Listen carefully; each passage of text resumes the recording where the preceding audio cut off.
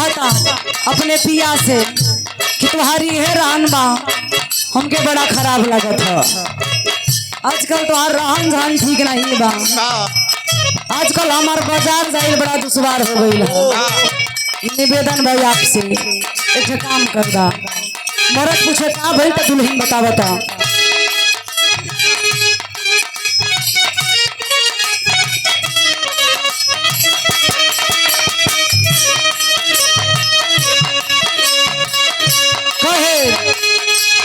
राधा चहलीला तटोके ला सोनारी राजा जी चलिया तटोके ला सोनार राजा जी चलिया तटोके ला सोनार राजा हो राधा चहलीला तटोके ला सोनारी राजा जी काहे नदिया गढ़वला उधार राजा जी काहे नदिया गढ़वला आरे राजा जी काहे नदिया गढ़वला आरे राजा जी चलिया तटोके ला सोनार राजा जी चलिया तटोके ला सोनार राजा जी काहे नदिया गढ़वला आरे राजा जी काहे नदिया गढ़वला आरे राजा जी। लेकिन मी भाव में बिटिया माई से निवेदन करता। अभी हमारे चाचा की तरफ से ककहारा से वंदना के शुरुआत भई। ककहारा से हम ही सब तो गाई तो नहीं कहे से कि हमारा खड़वे दूसर बा। लेकिन कहल गई बा जैसन देश वैसन।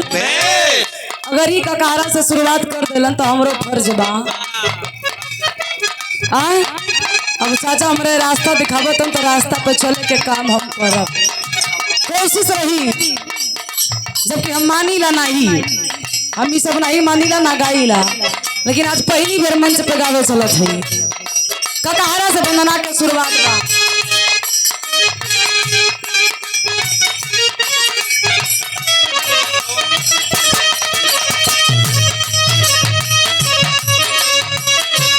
कौन दुनिया में तोहा से महान माई हो दुनिया में तोहार महान माई हो बहुत अच्छे। दुनिया में तोहार महान माई हो कौन दुनिया में तोहा से महान माई हो खास कहे बिटिया हो खास कवाली हम तो घास पहचान माई हो।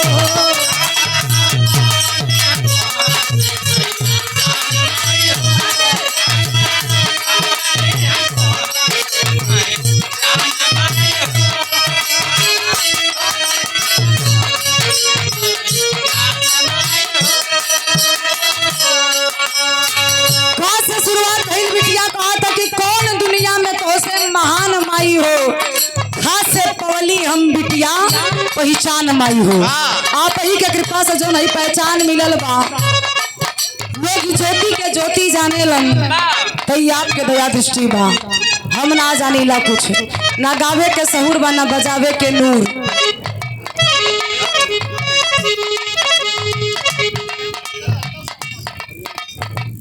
ऐतिहासिक धरती शर्मा की ऐतिहासिक धरती हमार ननिहाल बा। हमरे दादी के नैहर हर शर्मा में। ये शर्मा की ऐतिहासिक धरती से धर्म के गार्जियन श्याम शंकर यादव बाबूजी की तरफ से शानदार ये 1 से 1 रुपया के आशीर्वाद बहुत बहुत प्रणाम हो। आशीर्वाद के प्रतीक्षा बा। लेकिन बिटिया निवेदन करता माई से कहे का कहे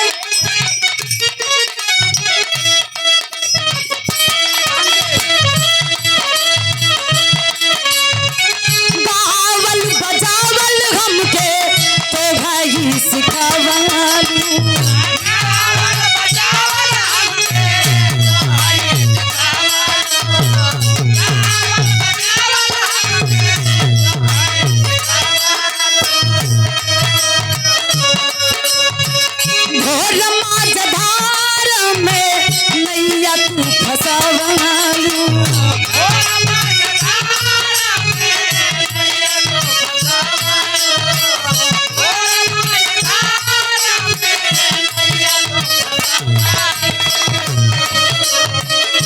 कहा था कि ए माई हम ना जानत रही कि हमके भी क्षेत्र में आवे के होई, लेकिन तुहार इशारा बोलता बाइल बने। एक निवेदन बा, जैसे ही नाव पे बैठौले हूँ नैया के पतवार अब तो वही बन जा, बीच मझधार में हमरा के डुबावा।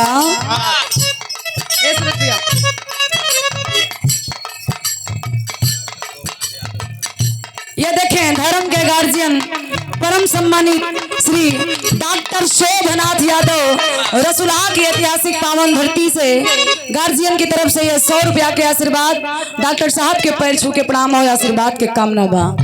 का खा गा खा चाचा बतौलन अंगा माने अंग अंग। हम बहुत तब जानकार ना ही इतना लोग बैठल हुआ, हम चाचा से भी निवेदन करब कि आपके सामने हमार गायकी कुछ नहीं बा, काहे से कि जितना जितना हमार उम्र बा उतना साल से आप गावत हुआ।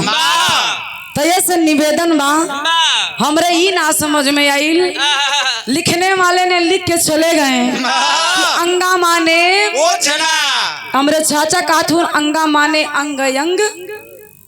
आगे जो लाइन हुई आप लोग पढ़ल लिखल हुआ हीरा भैया, आप लोग पढ़ल लिखा हुआ तरी से अंग शब्द लिख के दिखावा। अंग शब्द लिखल कैसे जाला? चाचा हमरे कलन अंगा माने होता, लेकिन हम तो हमरे समझ से ई लाइन गलत है। अंगा माने कुछ ना तो मतलब कुछ ना। कवि जी संकेत करत हुवन का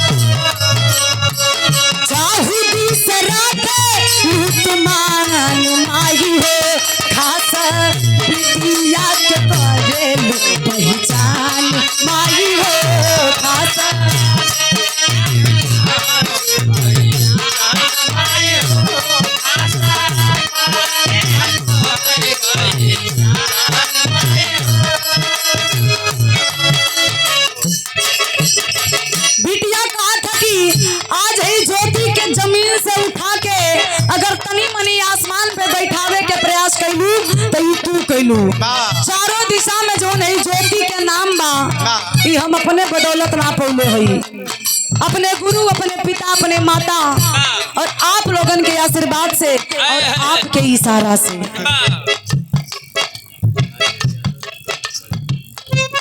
अच्छा, हमारे धर्म के चाची जी राजेश यादव के धर्म पत्नी यानी हमारे चाची जी की तरफ से शानदार ये 101 रुपया के आशीर्वाद दिखात नहीं है पर्दवा से ये लोग बैठल हुए वही। हाँ, दूरे से ही हाथ जोड़ के पहले की प्रणाम। हाँ, एक बुआ हमारा ही नहीं, बुआ पीछे मत रहो, कहीं ज्योति हमदार बहुत बड़ी फैन है, कहीं हमरे घरे केहू नहीं बा ताला बंद कई, लेकिन बस तो का देखे खातिर तो हम बड़ी सौभाग्यशाली अपने आप के समझीला कि जब लोग ही कहेलन लगत हाँ सच्चाई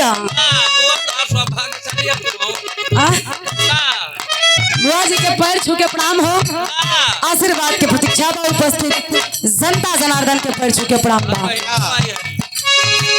लेकिन कहना है गुरु जी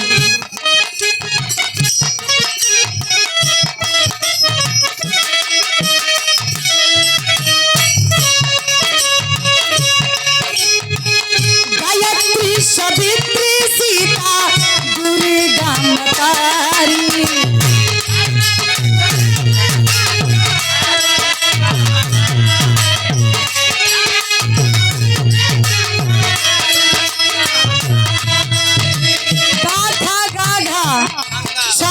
अंगा माने कुछ नहीं, 4 अलग 6 से गुरु जी दिमाग एक भागत है। बिटिया निवेदन करता कैसे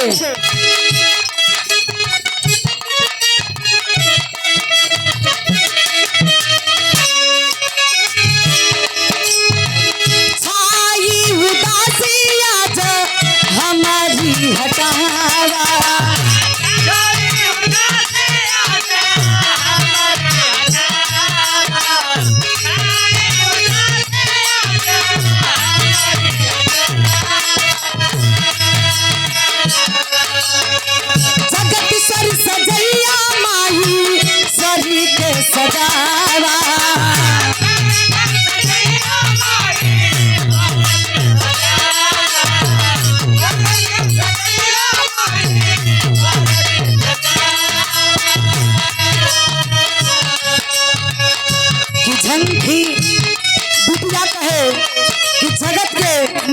बाबू जवन माई हमरा के 9 महीना कोख में रख के हई दुनिया के देखौले बा उ मतारी के भी मतारी बाड़ू।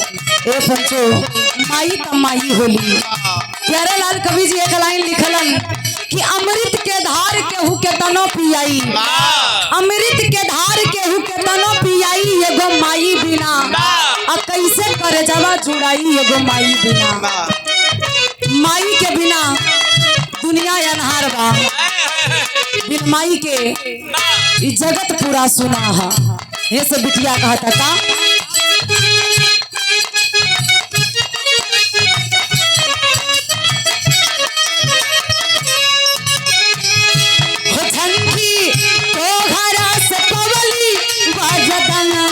माई है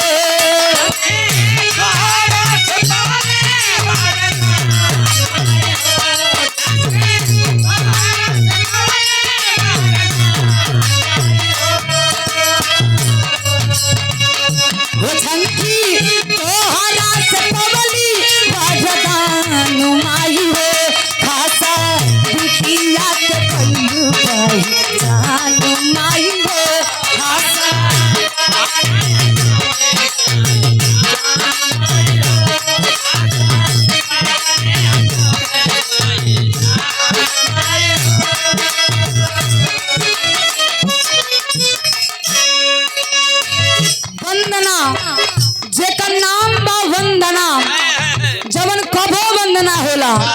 कलाकार के मजबूरी होला एके बंद करल। डॉक्टर साहब बैठल हुवन हॉस्पिटल खोले से पहले अगरबत्ती दिखावेलन लेकिन मात्र 2 मिनट, बहुत ज्यादा से ज्यादा। सच्चाई है ना, 2 मिनट अगरबत्ती देखेंगे काहे के मन के शांति करे खातिर, माई के याद करे खातिर। अगर चाहत अगर दिन भर हुए अगरबत्तियां लेके बैठे कस्टमर लौट जाए, हाँ पेशेंट लौट जाए। हाँ ये से एक नाम है वंदना। रसुल्लाह की ऐतिहासिक धरती से हमारे बड़े भैया विवेक के माता जी धर्म की माता की तरफ से शानदार 101 रुपया के आशीर्वाद, बहुत बहुत पहले की प्रणाम हो, आशीर्वाद की प्रतीक्षा बा। यही से हम कहिला किसी महान पुरुष ने कहा है कि मन की तरंग मार लो बस हो गया भजन, और आदत बुरी सुधार लो बस हो गया खत्म। ये खत्म का होता है आदतिया हो। अच्छा सुधर जाइबा लोग। बहुत बहुत धन्यवाद। आखिरी लाइन में गुरु घराना के परिचय में कहना बा, अगर काकाहारा से का से लेके ज्ञान तक गए पूरा दिन बीत जाए। समय अच्छा बा, समय के बड़ा कीमत बा। सच्चाई बा, वंदना 2 घंटा करो 3 घंटा धुन गाई पैसे अच्छा समय बर्बाद होगी। लोग जानत हुए समय के कीमत बा। आखिरी लाइन में गुरु घराना के परिचय में कहना है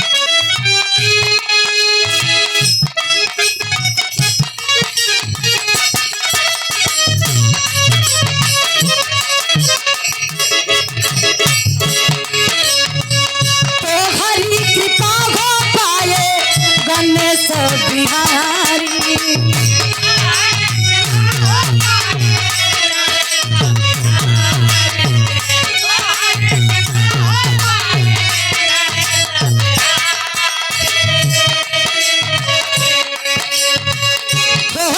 से भरल बाटे आज फूलवारी,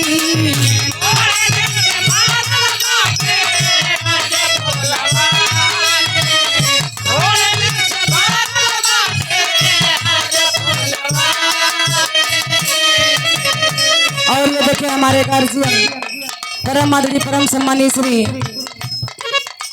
बुढ़ा के बड़े जाबाज कलाकार हमारे चाचा जी रमा शंकर यादव, चाचा जी के चाचा जी श्री राम लखन यादव, गार्जियन की तरफ से 51 रुपया के आशीर्वाद, बहुत बहुत प्रणाम बा। लेकिन बिटिया कहे का